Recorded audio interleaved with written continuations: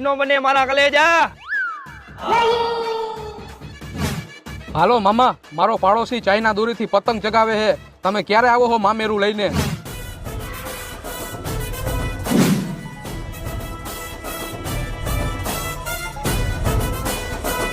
કાપે આજ તો આખા ગામની પતંગ કાપી નાખું.